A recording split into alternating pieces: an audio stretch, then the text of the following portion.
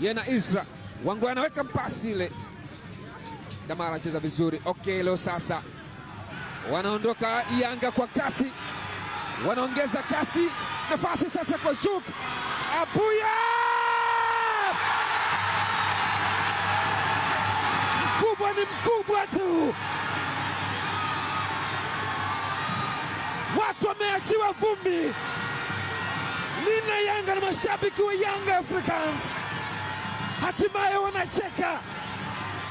Tazama tabasamu hili. Wanataka nini zaidi ya Young Africans? Wao ni Yanga. Mudathir Yahya Abbas kwa Shuki Abuya ambaye alikimbia.